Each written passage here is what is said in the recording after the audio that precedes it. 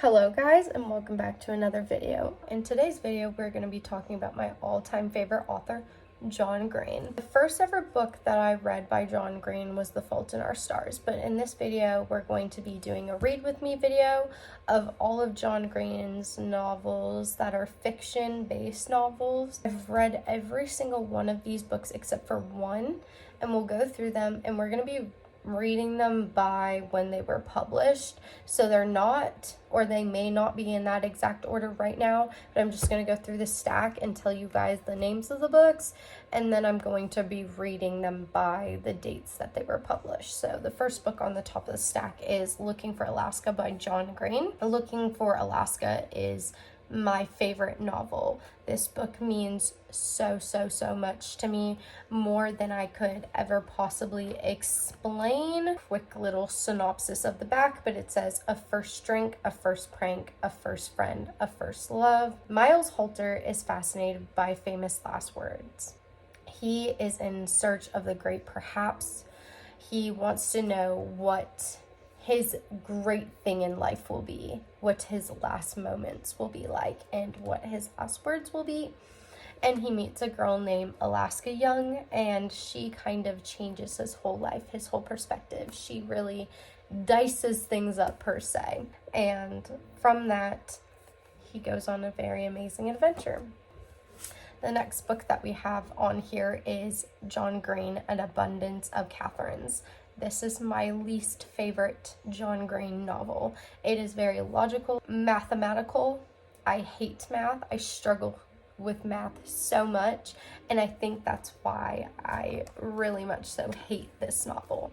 Even though John Green's my favorite, I can't say that I necessarily hate it, because I don't hate it. It's just I don't really like the novel. I also don't really connect that much with the characters, but when it comes to relationships, Colin Singleton's type of girls are named Catherine. So this man named Colin just keeps repeating the same cycles over and over again until one day something changes.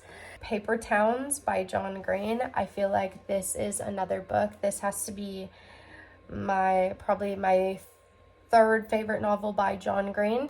Paper Towns. So there's a lot of quotes that I like in Paper Towns about living in a paper town, and there's so many other things that I feel like are very how I feel outwardly towards the world, how I feel looking at the world around me. I relate a lot to Margot's perspective. Margot Roth Spielman embarking on a wingulous plotted campaign of revenge.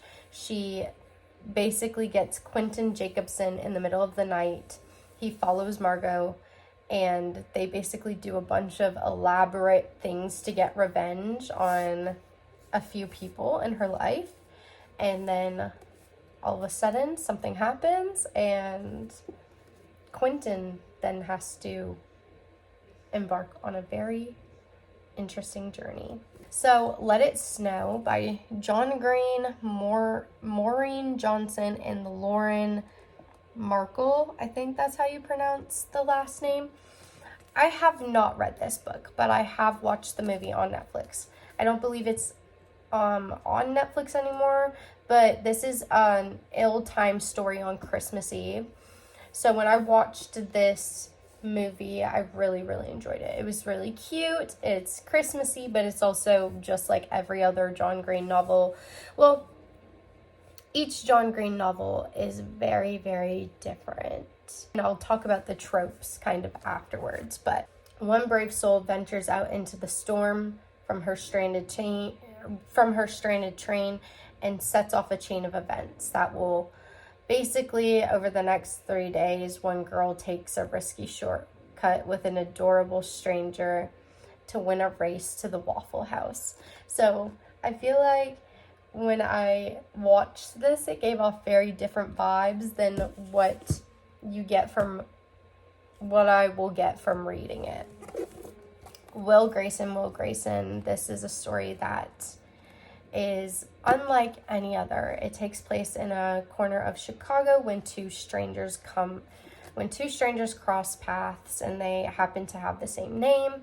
They run in very different circles, but because of that, they kind of have to figure out, how their lives will interconnect and how different they are. But that's a very, very good book. So this was the first John Green novel that I ever read, The Fault in Our Stars. It will always hold a very special place in my heart when Hazel and Augustus meet, because they are both in a cancer group circle. Their lives are irrevocably changed, and a friendship quickly develops. And from there, they go on amazing adventures.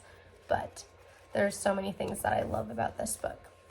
Turtles All the Way Down by John Green. He is currently making a movie for this book right at the moment. I cannot wait to watch that movie. This book is so good. Asa basically is intending to pursue a mystery of a fugitive billionaire, Russell Pickett. Her and her most fearless friend Daisy are eager to investigate, so together they navigate the short distance and broad divides that separate from the Pickett's son Davis. And from there, something quickly, unravels. I will pop in with you guys as soon as I start reading the first novel. Okay, so I have just finished looking for Alaska. I have a lot of thoughts and opinions on the book this time around. I actually read and highlighted. I forget what that's called. Annotating? I annotated Looking for Alaska. This is my first ever time annotating a book and putting highlights in it. But I'm going to do it with all my John Green books, because I feel like with these books, they all are very close to my heart and I enjoy them a lot. So therefore, I feel like, why not annotate them?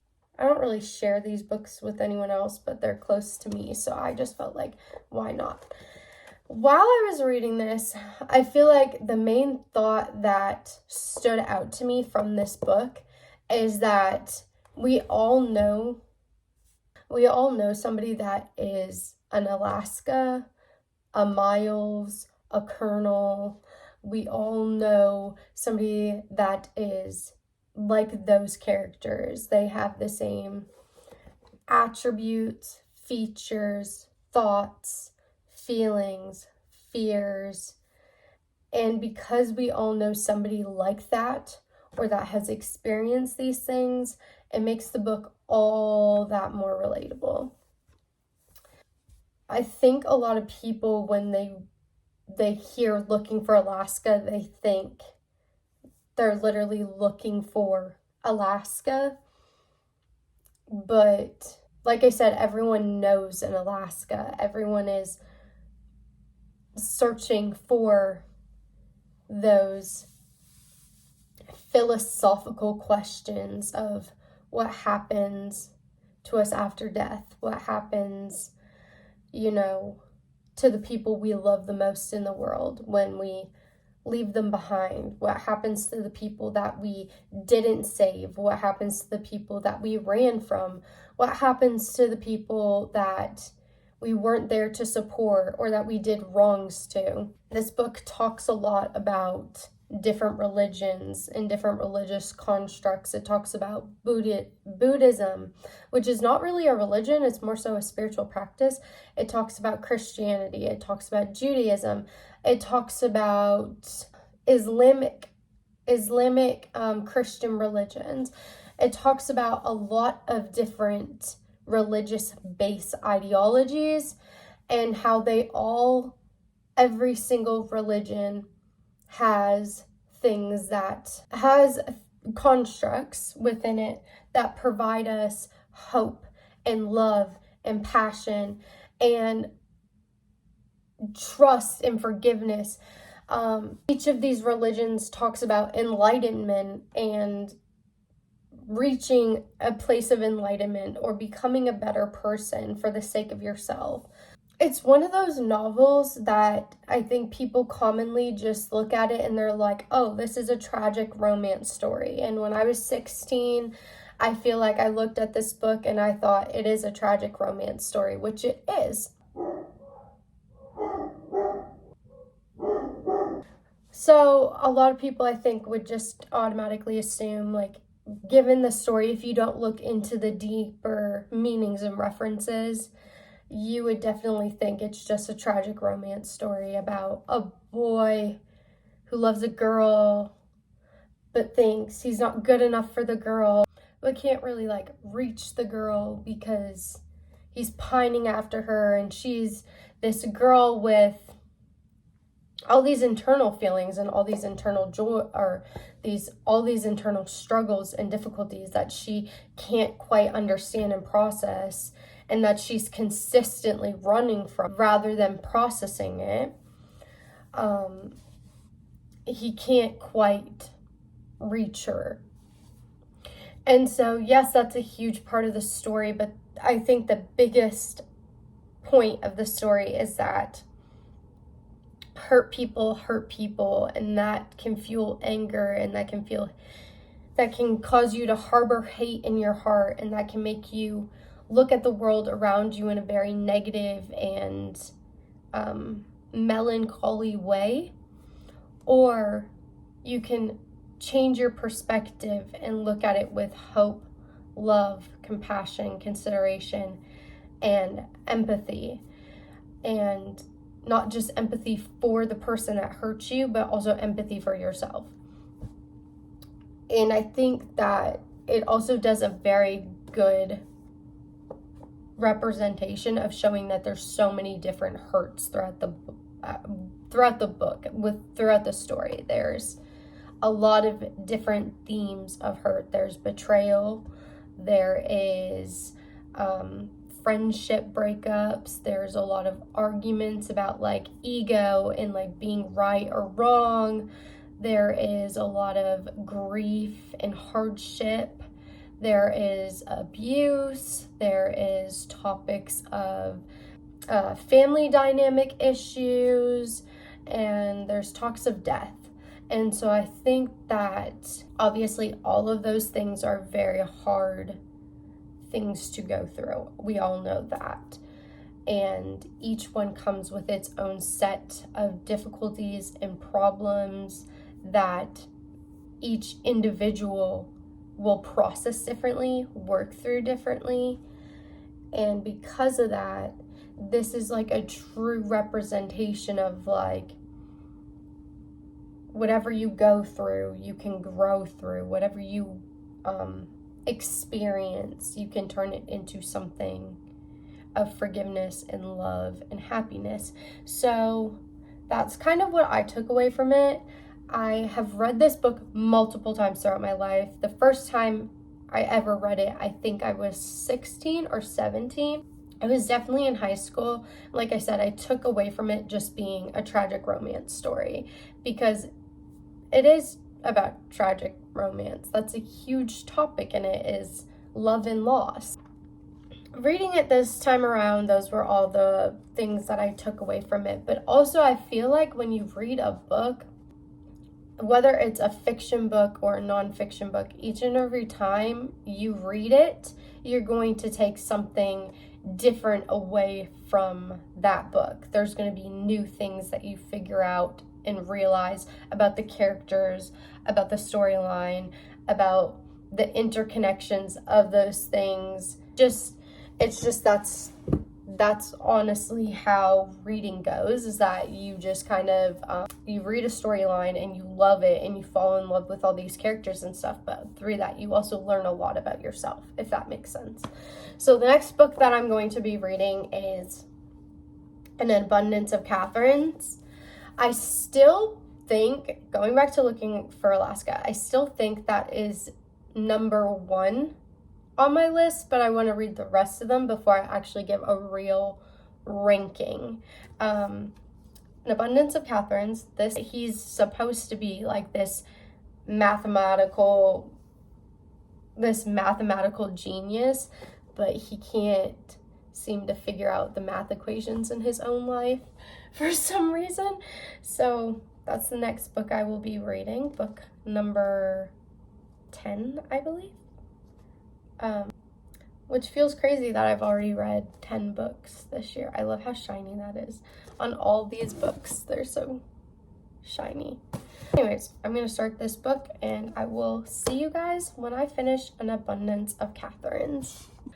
So we just finished An Abundance of Catherines by John Green, and I also highlighted in this book, but I ran out of highlighter about like halfway through it, so I actually took like a yellow pencil and underlined my stuff, which annoys me so much and frustrates my internal need for perfection.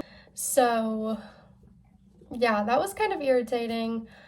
Not going to make that same mistake. Although that highlighter did pretty good. It lasted all the way through Looking for Alaska, all throughout, well, halfway through this book. So how much more could you ask from a highlighter? When I first started talking about An Abundance of Catherines by John Green, I had said that this is my least favorite John Green book.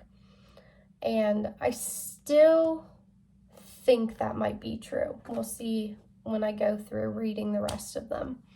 However, I found myself relating a lot more to Colin Singleton. He wants to figure out like why the world works the way that it does.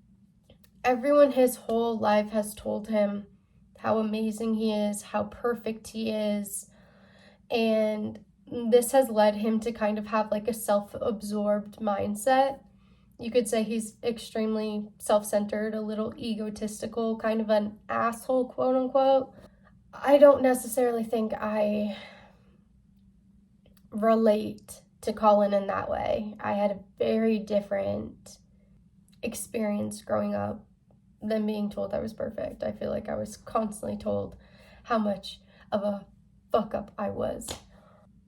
Because Colin was told he was so perfect, he strives for this perfection of like, if I'm so perfect, why does everyone quote unquote leave me? I think a lot of people feel that way of like, why does everyone leave?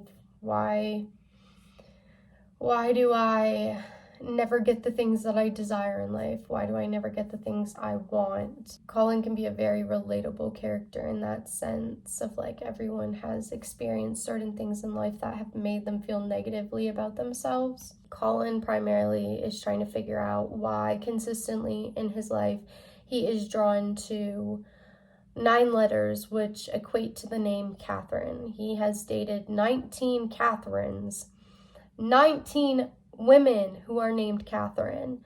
And throughout the book, he consistently goes over the relationships with these different people and why he feels like all 19 of these women have broken up with him at some point or another. Peculiar to me to consistently have like the same outcome of a relationship. Like he just so desperately wants people to love him and view him in a positive manner that when people don't, he is very hard on himself. I don't know quite how to explain it besides saying like Colin will just self-destruct. So his best friend and him decide to go on a road trip. Colin sets out on this great adventure to try and figure out a theory to predict how people get dumped and how people are dumpers. Like essentially like how can you predict if somebody is going to dump you or not? And truth be told, I don't think there is a way to predict that. Colin explains repeatedly how he felt upset at times, or he felt desire to reconnect and be with specific people again, specific exes and stuff like that. But the thing that he's like failing to realize is that like he has a best friend who chooses him. He has loving, caring parents that choose him. He has so many people in his life that are actively choosing him. So why do you care about the people that are not choosing you? Or the people that won't even give you the time of day? Because he's a genius and he has this extremely high intellect. He feels like he must know everything, or that there's a desire to know everything, and he's very fascinated by learning just in general. And I feel like I relate to him on that too, where I am very curious. Like, if there's something I don't understand, I want to figure it out and understand it so I can not only be better, but like some things I just want to know because it's fascinating to me. There's a lot of different concepts in this novel about breakups, about how they come about, okay? Colin's best friend constantly kind of refers to Colin as like a whiny little baby. Like, without saying that, he kind of refers to Colin as like a whiny little baby, because Colin is constantly looking at everything in a very negative manner and being like, oh, poor me, everything is so negative, da da da da da, life is so horrible. And it's just like, when you're around people that consistently complain and consistently cannot look at like the greater good in life, like, yes, you have this problem going on, but like, you cannot look at like all the other things around you that are good, you kind of get like emotionally drained by people like that, because you're just like, you're exhausting, like, you are emotionally draining me. And I think everyone in life has had an experience with somebody that is like extremely pessimistic or very, very negative when it comes to everything they look at. Like, it's never a positive response. That type of energy gives off like, so obsessed with like what's going on in their inner world. Colin can kind of give off that vibe. He's just so obsessed with learning and so obsessed with like being famous and being popular and being cool. And then you see Lindsay, which is another character in the book, and she's like the complete opposite. She's like, yes, I am popular, yes, I'm cool, but I haven't always been like this. I feel like I relate to that. Like, I feel like when I was younger, and a lot of people that I grew up with can attest to this, I was very socially awkward. I didn't have a lot of friends. I got bullied and picked on a lot, like from 3rd grade all the way into 8th grade. I was bullied every single day, and so that led me to be very insecure with the way I look, and very insecure about myself and my personality. But I was like the high school kid that threw majority of the high school parties, like for my friend group. So our house was like the hangout house always. As I got older though, I developed this kind of mindset of like, that shit isn't cool. I honestly wish that I could take back 90% of those house parties. And it's not like I want to erase the memories. I think the memories are things that will always be valuable to me. But it's like, I was partying from the time I was 15 to probably the time that I was like 18 all the time. And now I'm like a completely different person. So that's the part of growing up and changing and evolving. And these kids in this book are like, they're young adult age. They're going into college, I guess.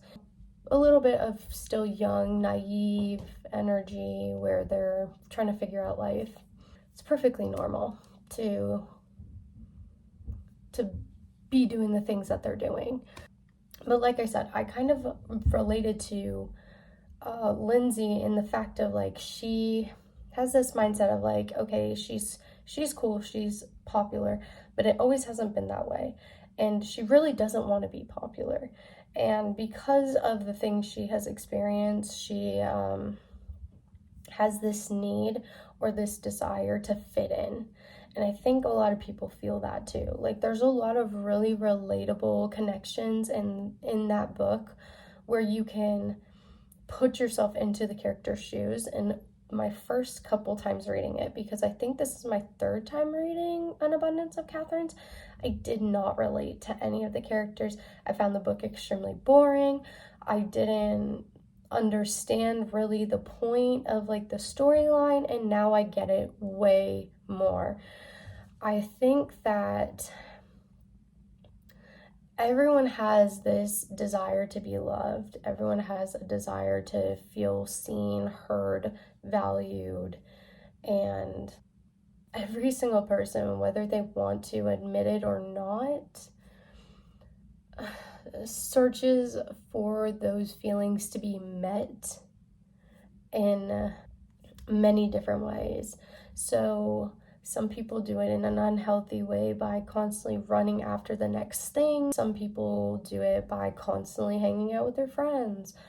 Some people fill that void by just constantly being on social media and posting themselves and gaining attention from that. And some people do it through sex or drugs or alcohol.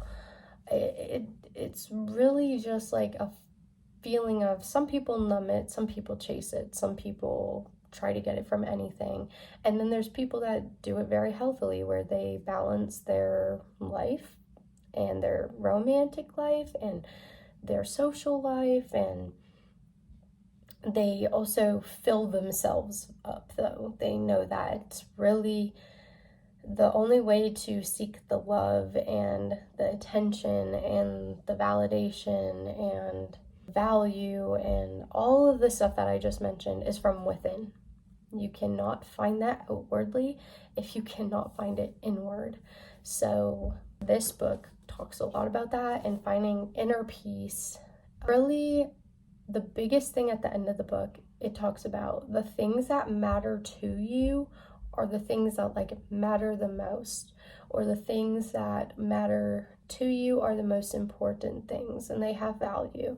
So anything you love to do, anything you love, your friends, your romantic partner, your family, those all add value into your life, but you also add value into your own life. And then also I'll just add this, because I feel like this has been heavy on my heart lately, but it's like, despite what anyone tells you or how you believe or think about yourself, you are worthy of being here just because simply God created you. You are worthy of being here because He made you exactly in His image, and He put that worth there within you. You don't have to seek love from anything else. You are already loved because of Him. You don't have to seek that validation or that attention or anything from anything outwardly besides yourself, because you're created in God's image and God already gave you those things. So that's just been heavy on my heart lately. So I am very thankful to have finished this, and we will be moving on to Let It Snow. I have not read this novel before, so I'm really excited to see how it kind of is, or how it turns out. So like I said, there's 3 authors, and it seems to me that at the top of the pages, it says which author wrote which part, which is pretty cool. It's interesting that like 3 authors co-collaborated and made this book. I don't think I've read a book besides Chicken Soup for the Soul that is written by multiple people. At least I don't believe so. So can't wait. I'll check in with you guys when I finish this. So I just finished Let It Snow by John Green, Maureen Johnson, and Lauren Markle. I think her name is actually spelled Miracle, but I've been pronouncing it Markle. Anyhow, this book, I thought it was going to be very light and airy because it's a Christmas book. I honestly wish I read it around Christmas, just because like it's like Christmas Eve, Christmas, and then the day after Christmas leading up to New Year's. That's kind of when the story all takes place. Because my birthday is 4 days after Christmas, Christmas holiday and Christmas season is always a time for me where there's a lot going on. Honestly, growing up, the holidays in my household were never a time of happiness. It was always very stressed, and a lot of fighting and anger happened around the holidays. So holiday season was never like a grand happy time in my household growing up. So honestly, like when the holidays arise, I feel kind of dread and kind of like, it's that season again. As I've gotten older, my family dynamics has changed, and so the holidays have become more joyful, but I still feel like I get that same like, oh no, something bad is gonna happen feeling every time it just comes up. So that is so depressing. I thought that this was gonna be like a very light and airy book, but I should have known, considering the holidays for a lot of people isn't this like happy, joyous time. A lot of times it is very stressful. There's a lot of fighting and arguing. There is a lot of like decorating and stress that goes into holiday season. And also just, I feel like it's naive to think like just because you're having a good time, everyone in the world is having a good time. I don't know what is so funny about that. It's not funny. It's not funny. Anyways, there's 3 different stories in this book. One is The Jubilee Express by Maureen Johnson. I really liked this story because the first story is all about this girl, and I believe it takes place on Christmas Eve. And basically her parents get into this situation, and so she can't spend Christmas with her parents. And basically she has to take a train ride to go and meet her grandparents for Christmas, but something ends up happening and she never ends up going to her grandparents. She ends up basically meeting someone, and her whole plans change drastically very quickly.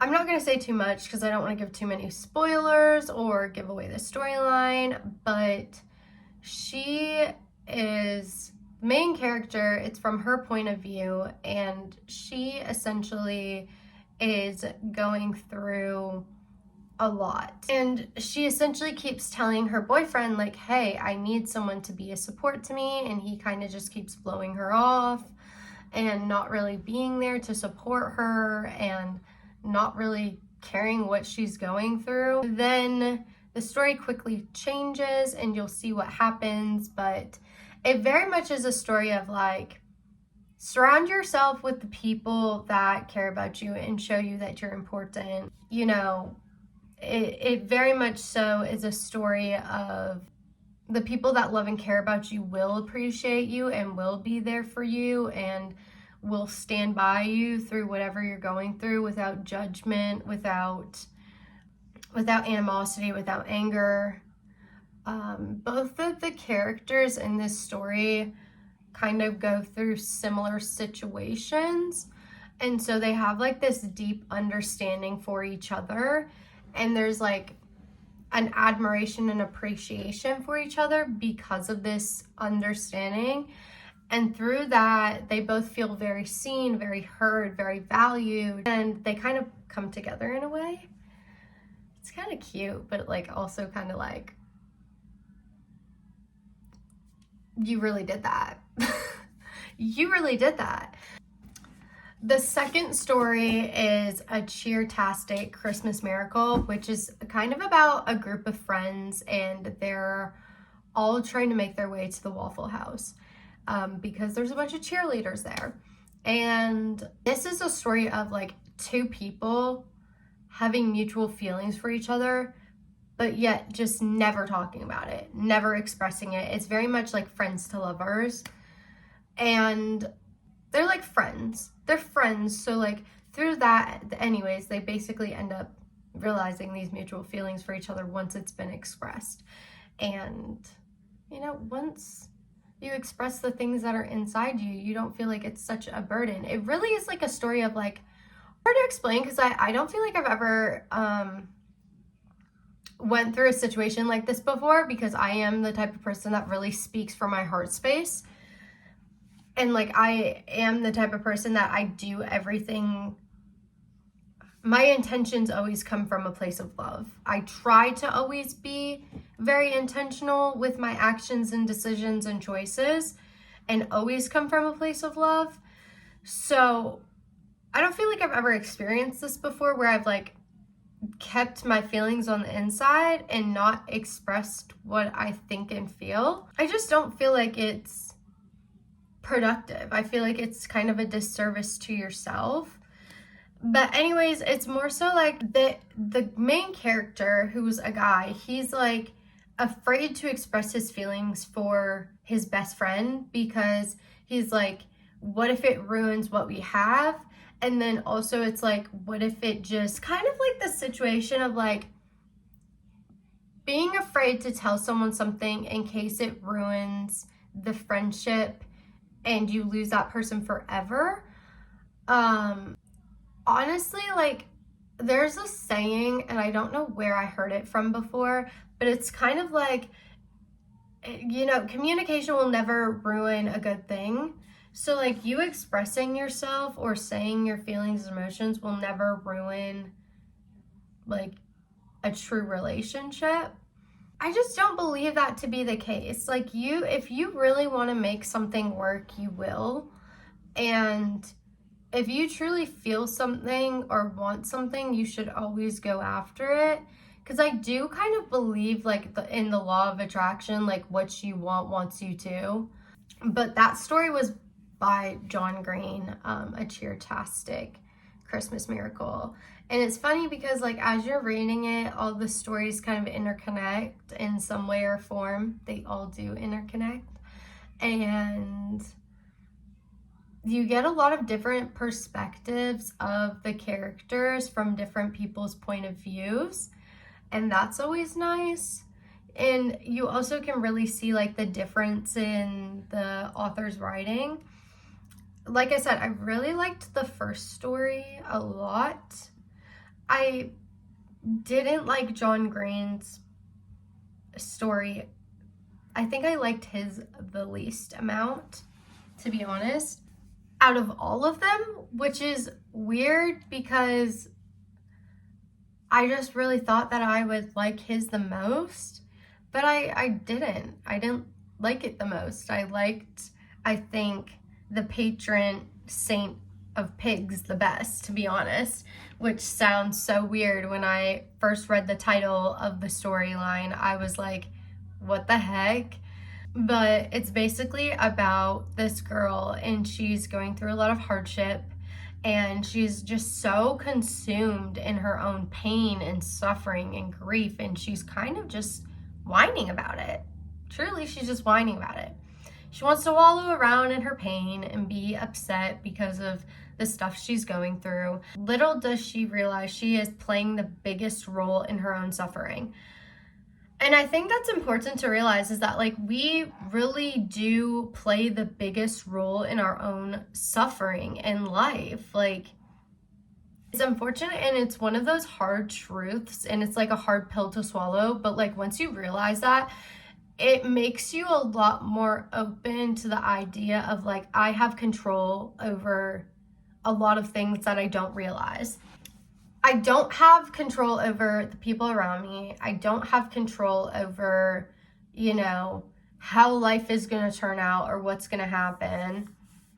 I don't have control over, you know, a bunch of things outside of me, but what I do have control over is my actions, my decisions, my behaviors, and how I treat the people around me. Those are the things I have control over, and honestly, at the end of the day, I feel like those are the most important things in the world. how you treat the people around you is a true representation of your character.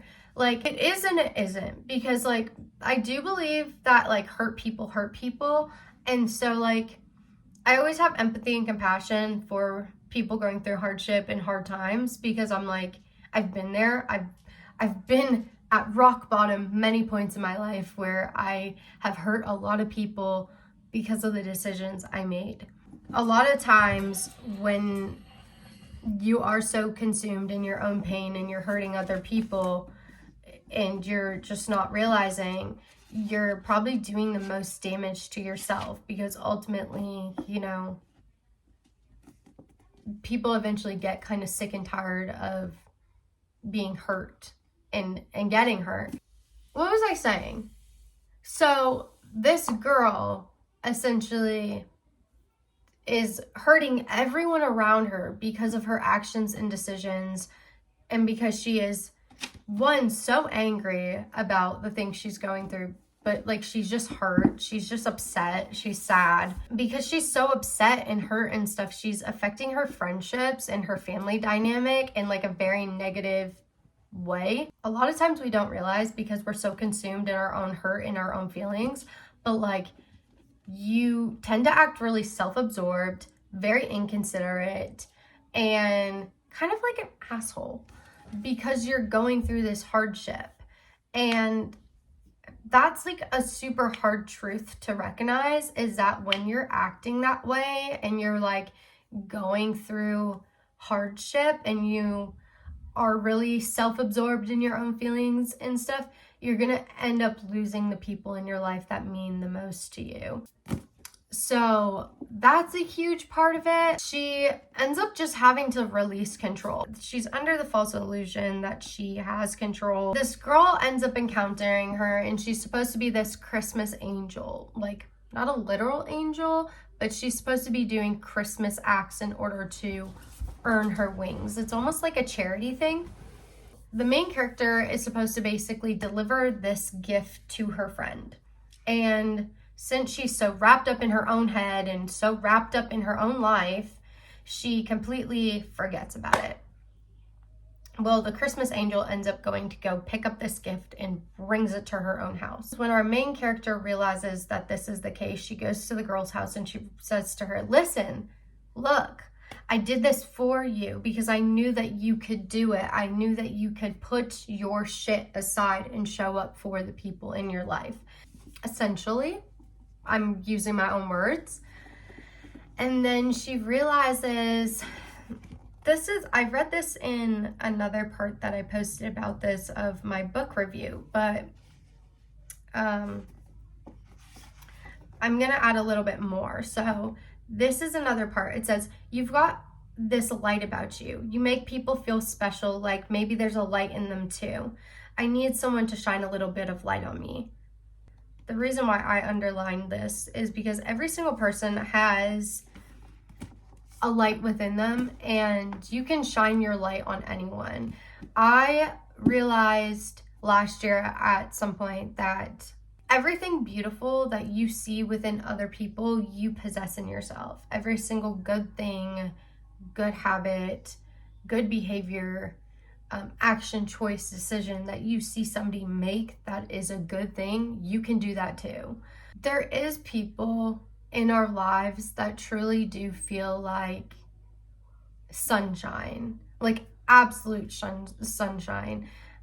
I have so many friends and people in my life that just make me feel so freaking good when I'm around them, because they just have this light within them that shines outward, that just illuminates everything that feels dark.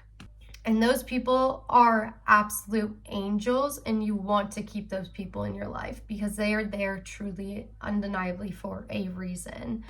I think everything in life happens for a reason, and every person that comes into your life, it comes into your life for a reason. They teach you something, they help you grow as a person.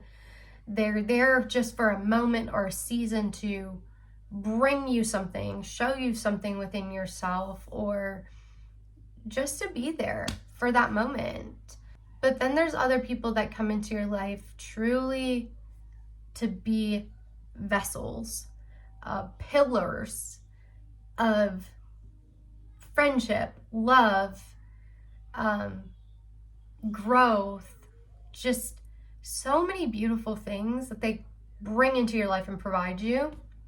And those are the people that you just never ever want to let go of, no matter what. It just really struck something within me.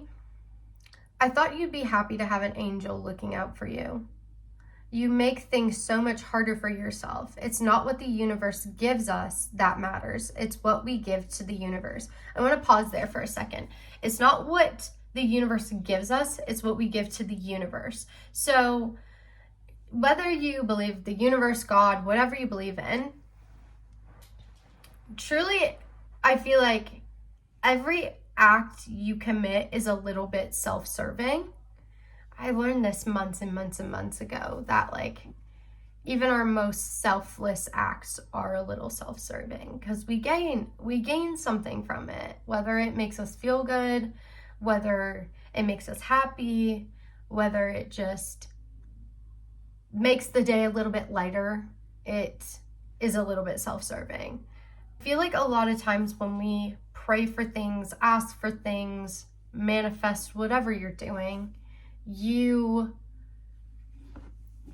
asking for something. You're asking to receive something. But like, what are you doing in order to receive it? Are you working on yourself? Are you putting good things out there? Are you doing acts of service? Are you providing the same things to the people around you? What are you doing and putting out there that you think you're receiving, that you're deserving of receiving it back? It's kind of like, there's this song that I've been listening to a lot recently, and I think I found it like 2 or 3 years ago, but it's called Reckless Love. It's about God, and it kind of goes, even when I was unworthy, I'm undeserving, you still kind of give this reckless love to me. You know, like God's love is so giving, and even when we're undeserving of it, even when we've turned away, even when we feel unworthy, he's still loving us. He's still there, praying on us, hoping for us, betting on us, and literally being like, you're deserving of this. You can get whatever you want in life and more, but why aren't you betting on yourself? Obviously, there's also a part of it that like God gives us certain things and he takes certain things away. And if something is not meant for you, it's leaving. If something is meant for you, it will consistently stay in your life. You will keep thinking about it. You will keep desiring it. You will keep having thoughts and feelings about it. I think also there's just like a sense of knowing. You just know when something is meant to be in your life. You won't always know why. You won't always know what's the purpose of it, but you'll just have a sense of knowing. You know, like you should always be thankful for what you have and grateful for what you have in every single moment of life, whether it's good or bad. I am very much so like an alchemist. I like that word, but I also hate it because I'm like, why can't you just be like, you try your best to turn every negative situation into a positive one? Try to look at every situation in my life, like, what can I learn from this? How can I grow from this? And how can I be a better person? But also like, how can I mold this situation into something that propels me forward? Not just forward, but like, how can this teach me to show up better in the people I love's life? That's all I have to say on that. So then the second part was, because something shifted inside me, big shift, like an avalanche. I view this as either like enlightenment, ego death, tower moment, whatever you want to look at it as. It's all the same thing, just different words for the same thing. Just like manifesting, praying, and asking the universe is all the same thing. It's just different words to say the same thing. So it goes, I gave myself over to it and let go. You just have to let go of things, and whatever happens, happens. And so marvelous that I couldn't understand why I'd resisted it at all. Because damn, it felt good. And damn, it felt pure. And maybe I could be full of light. So it's like she finally realized that, like, the light that she so desperately was, like, inside of her this whole time. Like, she didn't have to hold on to that pain. She didn't have to hold on to that anger. She didn't have to hold on to any of the things she was holding on to. Because, like, she was so angry at herself because she's like, I'm this awful person. I did these awful things. I hurt somebody I loved and cared about. Like, that's essentially what the story is about. Is this girl did something to somebody she really loved and cared about, and she's feeling all this resentment and anger towards herself. And then finally she lets go of that anger and resentment towards herself, and she realizes, like, oh, I am a good person. Like, I do have light within myself, the light that everyone else is seeing within me, that I am a good person and I am deserving of good things. And just because I made a mistake doesn't mean that, like, I'm this awful, vile, evil person. Like, it's so easy to be hard on yourself and to be mean to yourself when you're going through hard things. But you know what takes a lot of strength is loving yourself despite the bad things you've done and the hurtful things you've done. It takes a lot of strength to be kind to yourself and to just love yourself despite everything. And, like, you're not the only person out there in the world that's done things that are shitty to other people. The truth is, like, we all have done really bad things to people. But I felt like this gave, like, a true representation of holidays and seasons, and, like, not just Christmas seasons, but, like, seasons of life.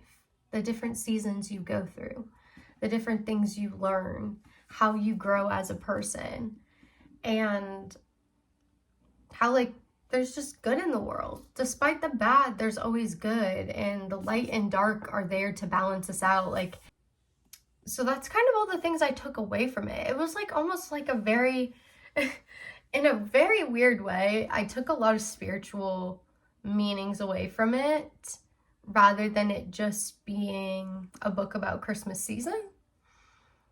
But I always feel like John Green writes very philosophical novels that have a lot of meanings and representations that are deeper. And that's why I love his novels so much, is that because even in the simplest things, there's such a deeper meaning to it.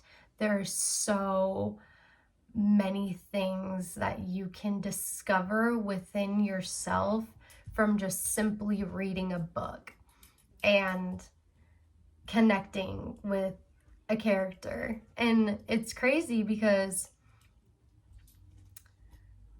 truly in life, the root of understanding is through connection. Like, you have to connect with somebody in order to understand them. And understanding is the root of compassion and empathy. And compassion and empathy is the root of love.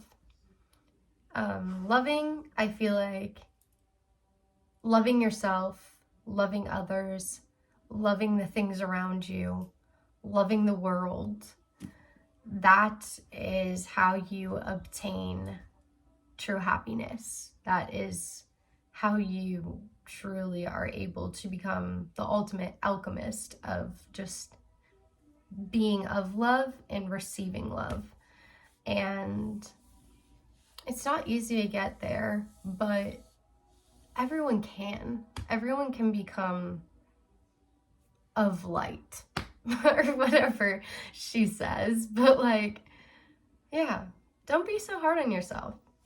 Anyways, we're gonna move on to Paper Towns. This is a very different novel than Let It Go, but I'm very excited to read Paper Towns because I haven't read it in a good while, and I just love the way that this book of Paper Towns looks. It's just so freaking pretty. It's just so pretty. I love it. Okay, anyways, I'm gonna go read this. I have to find a red marker because it's very symbolic for the book. If you've read it, you would understand. Hey guys. So it's been a little while since I recorded last, but we're going to be talking about Paper Towns by John Green. Okay, so in this book, like I said, I've been annotating all these books. I've underlined a whole lot of things. Honestly, rereading this, I remembered just how much I absolutely love Paper Towns and just like how much it means to me, how much I appreciate it, just this book in general. It just reminded me how much I really love Paper Towns. I talked a little bit, okay, so we've read so far Looking for Alaska, An Abundance of Catherines, and Let It Snow. Rereading Looking for Alaska brought a whole new perspective and a whole new meaning to me in that book. Rereading An Abundance of Catherines brought a whole new perspective, a whole new meaning to the book than the first couple of times that I've read it. Because I've read Looking for Alaska probably about 3 or 4 times, maybe 5. And I've read An Abundance of Catherines I've read at least 3 times. Let It Snow was my first time reading it. I've reread Paper Towns probably about 3 or 4 times as well. This time it gave me a whole different perspective and meaning of just what Margot stands for, and this book is from the perspective of Quentin Jacobson. Quentin is very fearful of the world and is unsure of life, but when he meets Margot, she's very carefree and adventurous, and she's just like this lively, spirited character, but the way she views herself is completely different than how the people around her view her. Margot consistently expresses and explains that she has to pretend to be someone that she's not when she is living her life in her hometown. It's just, Paper Towns is a constant conversation in this book, and it's basically Paper Towns metaphorical meaning for a lot of things, like paper towns full of paper people living paper lives. That's a quote in the book, and it just means that there is people all around us constantly living lives that they don't want to live because they feel like this is what society wants them to do, or this is what their friends want them to do, or this is what their parents want them to do. And ultimately, we can't live lives for other people. We have to live lives for ourselves. We have to do what makes us happy, because then we're living a fictitious life. I won't give away too much of what actually happens in the book just because it has such good metaphorical meanings. Like the whole topic, every John Green novel and book talks about God and talks about religion and talks about philosophy, and I love that because yes, they're silly little goofy books that have a lot of comedy in it, but they also have so much philosophical meaning and metaphors in it that just speak to life itself. Let's find one, because we talk about connectedness a lot in this book, how everyone is connected and how everything is connected.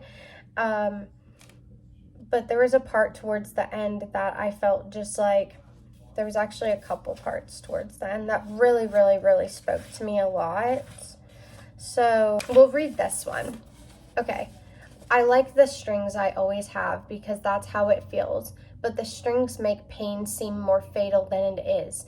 I think we're not as frail as the strings would make us believe, and I like the grass too. The grass got me to you, helped me to imagine you as an actual person, but we're not different sprouts from the same plant. I can't be you, you can't be me. You can imagine another well, but never quite perfectly, Maybe it is more like you said before, all of us being cracked open. Like each of us starts out as a watertight vessel, and these things happen. These people leave us or don't love us or don't get us, or we don't get them, and we lose and fail and hurt one another. And the vessel starts to crack open in places.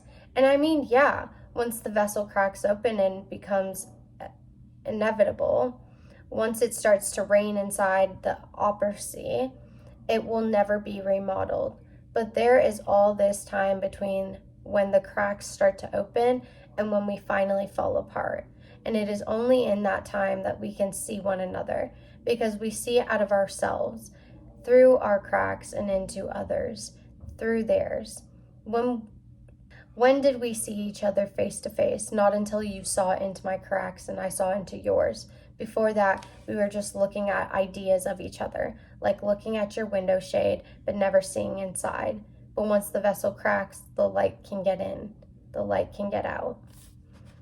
It's a very big metaphorical reference to not truly seeing inside oneself. In one of the other John Green books we read, it referenced like the only thoughts, or the only things that are truly ours are our thoughts.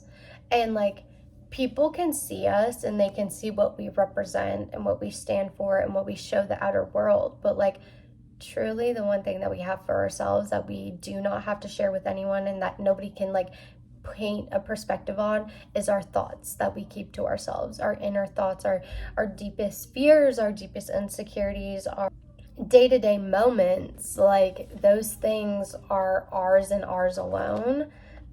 It just really, like, there's so many different things within this book that speak to interconnectedness and about life and love and friendship and how the world inevitably works, because without one another and without the interconnectedness of the world and how it works, our planet would just not function. People would just not function. And that's like a huge part of it. So there's a poem in here that I highly recommend you guys go check out. It's called Leaves of Grass. It's by Whitman. I forget what his first name is. I want to say Charles, but I don't think it's Charles Whitman. Anyways, go look up Leaves of Grass by Whitman. I highly, highly, highly recommend that poem.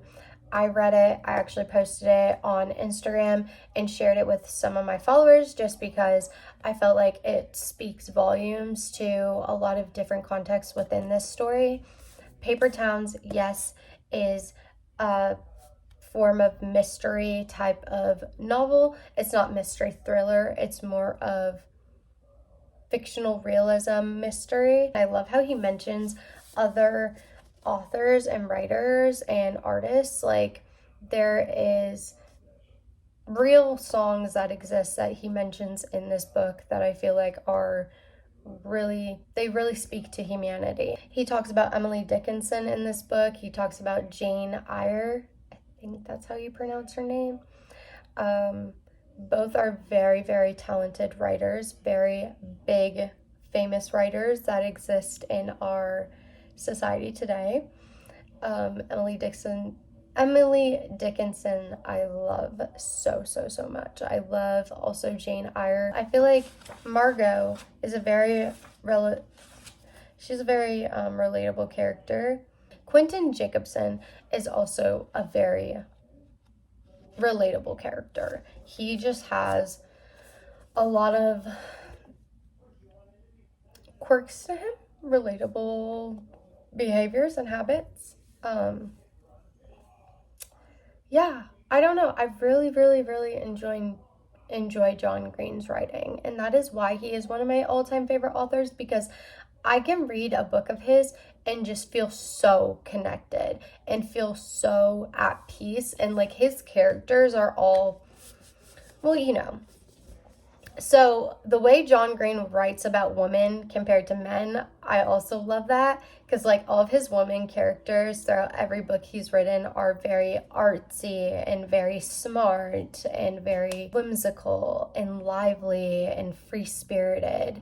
And his male characters are all very strong, driven, determined, smart. They just are go-getters. And I don't know why he writes them that way, but obviously both characters, female and male, they also have these deep-seated, rooted issues within themselves that they need to work out and figure out why they are like this. And that speaks volumes to humanity, because as people, we might look perfect. We might look like the idealistic person to everyone else around us, but we might feel like an absolute mess and a burden and have anxieties and issues and problems that we so desperately cannot speak outwardly or deal with from the inside. A lot of times I feel like I relate to Margot in a lot of different ways of just, throughout my life. I feel like I've related to her where I've felt the need to represent myself in a certain way and never really could be like my true self. I don't feel like I deal with that problem anymore though, just because I am so unbelievably just myself in every way possible, or at least I try to be. I just really at one point just stopped caring what other people thought about me and just started living life for myself and just doing things that I thought would make me happy. That is all I have to say about John Green's Paper Towns. I highly, highly recommend. And we are now reading Will Grayson by John Green. Okay guys, I'm back with Will Grayson, and I love this book and like how pretty it is and just shiny. Anyways, I finished it. It took me a lot longer than I expected. Same thing with this book. I annotated. I did highlight a lot. But, so Will Grayson has two main characters, and both of their names are Will Grayson. One of them is a straight teenage boy, and the other one is a gay teenage boy. Very different lifestyles that they live, but very similar personalities.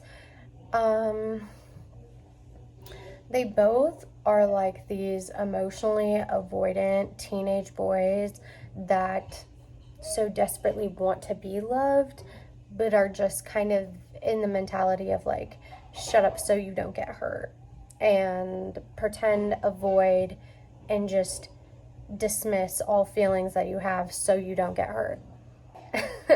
I think it's kind of like this idiotic mindset, because when you have that type of idea of like, don't speak the truth and don't say how you feel and like don't communicate, you end up getting more hurt in the long run than just expressing how you feel about someone. Anyways, the story is like a very comedic type of outlook on life, and just like, it's a bunch of teenagers. I don't really relate to the main characters. I don't really relate to anyone in the book. I just think that there's some parts in it that were really funny, or just, parts that were relatable, but not, it's hard to explain, because unless you're like an avid reader, you don't get it, especially if you don't read fiction every single day or read fiction quite often. But like, you can relate to certain contexts in a book of like characters saying things, or like characters' words and phrases that they're using, but not relate to the characters' personality themselves. That's what I kind of at least took away from the book, is that I related a lot to some of the things the characters said and were doing. I did not relate a lot to the characters' lifestyles or them, like their personalities wise. Yeah, it gives off very dark humor. This book also talks about like Jane Austen, Pride and Prejudice. I love Jane Austen. She's one of my favorite authors. I actually haven't read one of her books, but I've watched a lot of Jane Austen movies. Little Woman, Pride and Prejudice, as well as Emma and Persuasion. Those are all really good Jane Austen movies. I believe they're all Jane Austen. I think so. But yeah, it's just kind of like, I honestly don't have very much to say about this book now that I'm like thinking back about it. It is a lot about like friendship. I feel like that's the main context, is like love and friendship. And so like one of the main parts in this book is that two best friends get into a fight. And it's once again like you're not confronting your emotions and feelings, you're not communicating. A lot of this goes back to like poor communication. Like you're not expressing yourself, you're not talking about the truth, you're not talking about how you feel about things. And so a lot of it is just like friendship quarrels because they're not communicating amongst each other and not telling each other how they feel about certain things. Being someone that used to emotionally avoid a lot and just not express their emotions and feelings out of fear of people leaving, don't do that, because it's not going to benefit you in the long run. But I love how I can look at a fiction book and like take away different life things that I've learned or that other people can like learn from books. Fiction books do have a lot of very good, knowledgeable information in it, regardless of if it's fiction or not. But honestly, I don't have very much to say about this book. It's one of my least favorites so far that I've read. I love John Green so much, but I honestly think I'm going to be de-shelving this book. I feel like somebody else could get so much more enjoyment from it, and why do I have a book that I don't really relate to and don't really, you know, necessarily get enjoyment from? I feel like this is the first book I've read this year where I'm going to be getting rid of it at the end of the year after my huge book haul of 2024, which I can't believe we're already in 2024. I have so many vacations coming up this year, guys, that I think I'm going to do some reading vlogs like when I go on vacation. I have a vacation coming up very, very shortly. Right now, I'm currently already reading The Fault in Our Stars because I had finished this like a week or two ago and I just didn't get a chance to record this video yet. That's basically all I have to say. I will check in with you guys when I finish reading The Fault in Our Stars. Okay, so I just finished The Fault in Our Stars by John Green. I'm moving on to Turtles All the Way Down, which is the final book in this little video. This book made me tear up, cry. It does every single time, but it was so freaking good. I think I read this one the quickest out of all of them, to be honest. All of his books, what I'm noticing is he uses the word labyrinth a lot. John Green likes that word. He likes the word labyrinth. Why? Couldn't tell you, but he does. To be honest, I highlighted or I underlined a lot in this book. It still is really high up there for me. After reading it 4 times, it's still like one of my top favorite books. I think The Fault in Our Stars was the first ever book that I read by John Green. Still one of my favorites. And I've read them in orders of like when they were published too. I can't believe this was published when I was like, what, 13, 12 or 13? I can't even. That's all I have to say about it. I hope you guys are enjoying this video so far. Subscribe if you are. I do want to add Augustus, I think, will always be one of my favorite characters. Him and Quentin Jacobson are always going to be like top favorites for me. And then also Hazel and Margot, but then also Alaska. Those are my top female characters by him. So we're going to start Turtles All the Way Down, and I will see you guys when I finish Turtles All the Way Down. Okay guys, welcome back. This is the final part of this video where we are going to be talking about all of the books in order. Going back to the first book that we read together in this video, Looking for Alaska. It's still up there. It's still my very, very favorite and top book. I will constantly rate this book a 10 out of 10, and I will constantly reread this, go back to it a million times over, and enjoy it just as I did the very first time. I don't think that there is a single thing about Looking for Alaska that I disliked and didn't enjoy. I don't think there will ever be a time where I read this book and don't enjoy something about it or find enjoyment from it. It is just one of those books that I consistently really, really like and enjoy. So this will be top on our list, number 1. The second book that we read together was An Abundance of Catherines. This was, once again, so actually, let me take it back for a second. Reading Looking for Alaska, I cried. I cry every time I read this book. So that's to be expected. I don't think there will ever come a time where I don't read this book and weep. Just because I connect so much with Alaska. I know that Alaska as a character has these fatal flaws about her, but in all honesty, she is a great character. She's a well-rounded character, and I connect so much with her. And so, anyways, but I don't know. This book will always just hold a special place in my heart. An Abundance of Catherines. I cried while reading this book too, which I did not expect, because honestly, I really hate the math components of this book. I really, really do. I might dishelf it just because it's not something that inherently I think that I would find enjoyment from again, like just to read again. It's pretty low on my list, but then I also might just pass this on to my boyfriend to read. We'll see. I was going through a really hard time too when I read this book.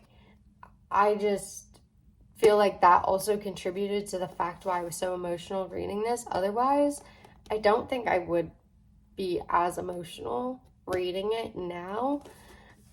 It doesn't mean that it's a bad book or that I don't love John Green. It's just, this is not a book that generally I would be like, oh, let me pick this up and read it. So that's pretty low on our list. We'll see where that goes. Let It Snow. This was my first time reading Let It Snow. I would definitely reread this again. Hopefully next time that I read this, though, it's around Christmas, it's around wintertime, so you can really get the full vibe of that Christmas atmosphere. I mean, I think that I read this in February. Still kind of cold out, but not Christmassy vibes. You know, I would love to read this in December, right before Christmas, to really get that full vibe of like the Christmassy feelings. But it's definitely up there on the list. I would comfortably say that I would rate this number 3 on our list. Okay, Paper Towns. Paper Towns will always be high up there for me. This is number 2 on our list. Paper Towns by John Green gives me a very similar feel of what Looking for Alaska does, although they're 2 entirely different stories, but it still gives me exact same feelings as Looking for Alaska. Is one of those books that you can read in like a day or 2 and just find so much enjoyment, like just so much enjoyment. And so this is also really high up there on our list. I wouldn't say 2, but I just said 2. I know. Guys, once we get to the end of it, we'll see. But It's definitely pretty high up there on the list. Okay, Will Grayson, Will Grayson. I'm never going to read this book again. I've read it, I think, 2 or 3 times, maybe 4.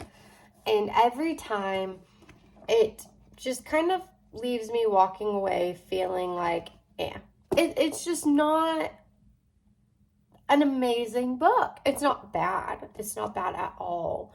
Every book John Green writes has something exceptional within it that I feel like a reader could take away from it. But I really, really love books where I connect with the characters and where I feel like they mean so, so much to me that I would never want to like let go or get rid of. And I just can't justify keeping this book at the end of the year. So this is going to be a book that I de-shelf. Yeah. It's just not something that I am like, yes, let me read this. Let me find so much enjoyment from it. I just don't really care for it.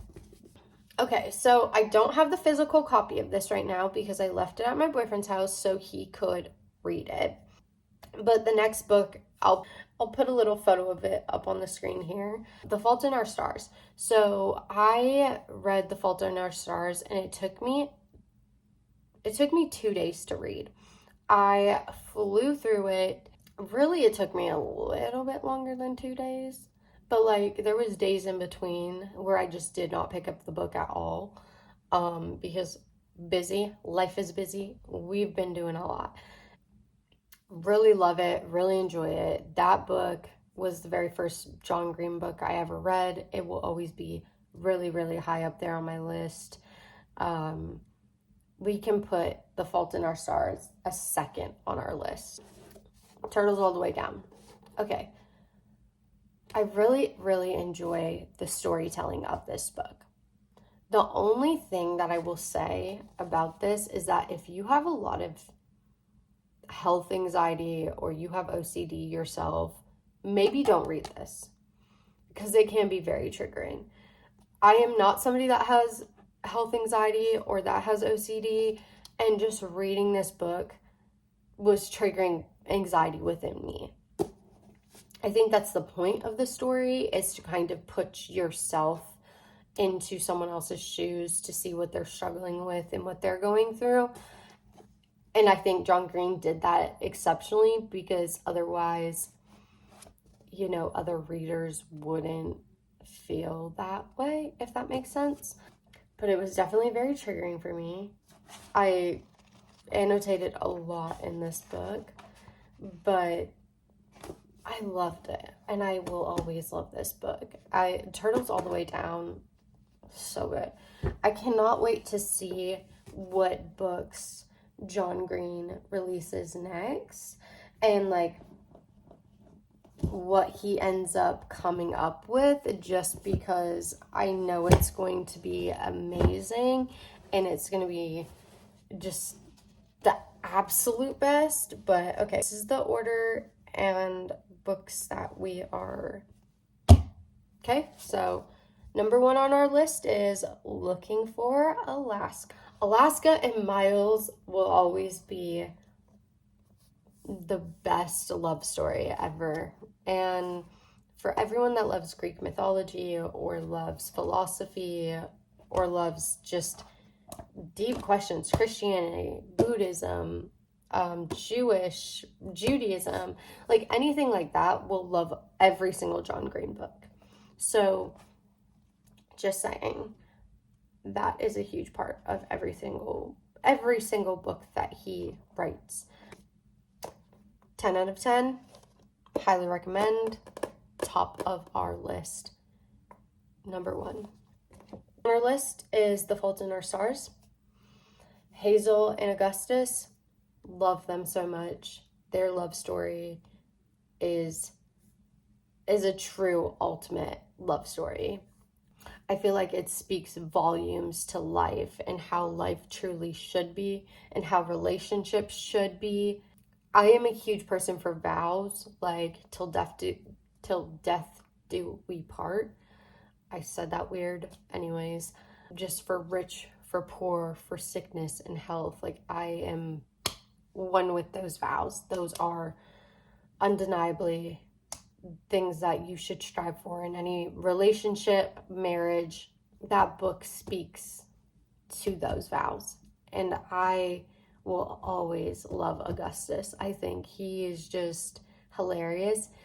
He honestly reminds me so much of my boyfriend, which is weird. He reminds me a lot of my boyfriend. It just personality wise. And I like reading it was just laughing because that is who my boyfriend is personality wise. But the next book we're going to talk about is Paper Towns. So The Fault in Our Stars is rated number 2 on our list. Paper Towns is number 3. Paper Towns, Quentin and Margot, I just think they're amazing. I think this book is so good. Once again, Fault in Our Stars is a 10 out of 10. This book, I would also rate a 10 out of 10 just because it is just, it gives me the same type of vibe of what Looking for Alaska does. And The Fault in Our Stars. All three of those books give me the same feelings when I read them. And it's very hard to find books with entirely different storylines that give you the same feeling when you read them, or you get the same vibes from the characters, or just same kind of jokey banter and background of relationship. Quentin and Margot, however, it's not technically a love story. It's more of so like ideal realism of like figuring out your life and figuring out who you are and what you want to be. And I would like take this as like a self-love story of like falling in love with yourself and finding out who you are and figuring out your identity. Meanwhile, Looking for Alaska and The Fault in Our Stars are literal love stories, tragic romance.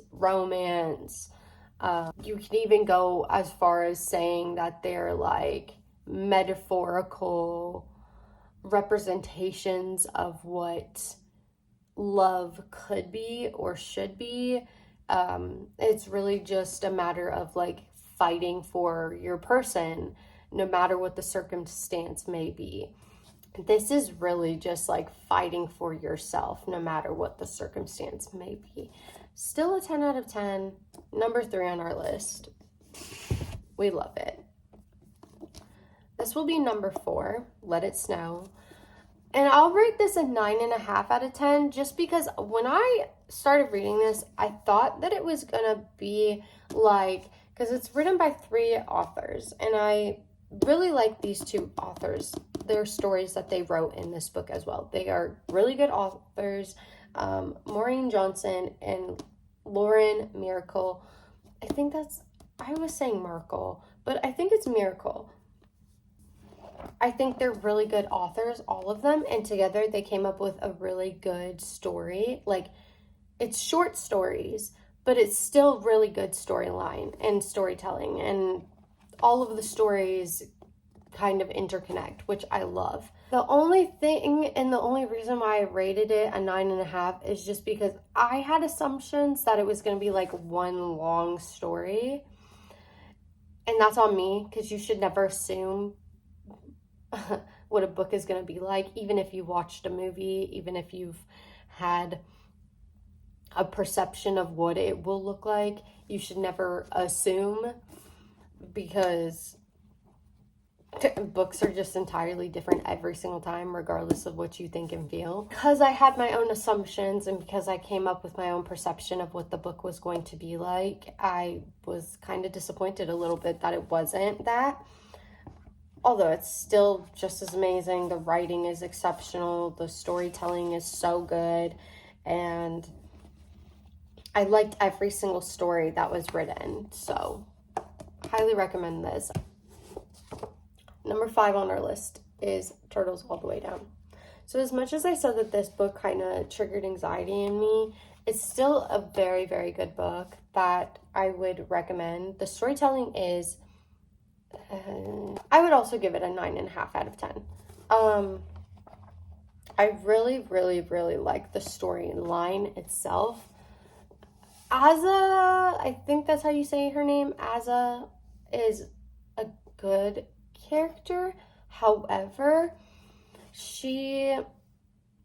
the way that she's portrayed by everyone else around her life, in her life, is just not really accurate. And like, their perception of her is kind of like really negative, but not just negative.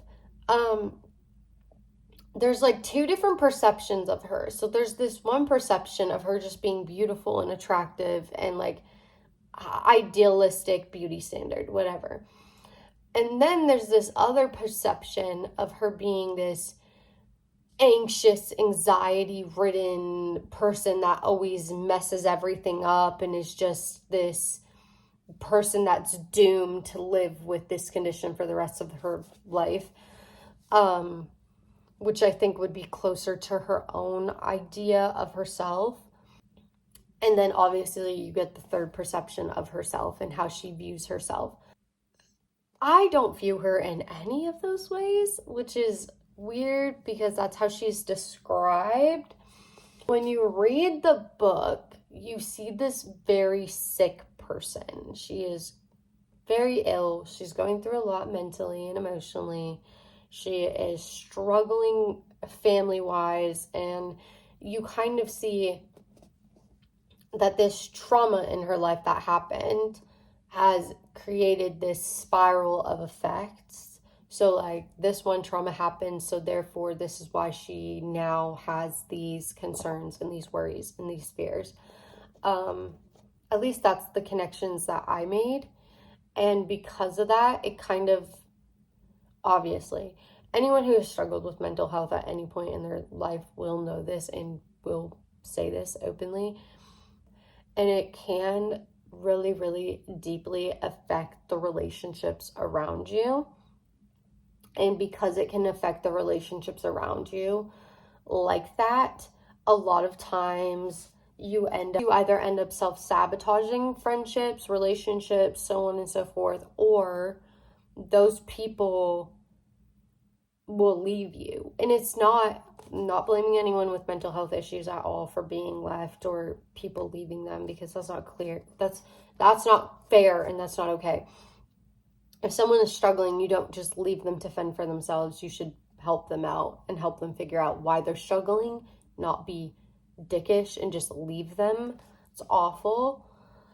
So it gives you a lot of feelings and emotions, and that's why I'm going to rate it a 9.5 out of 10. And this is number 5 on our list.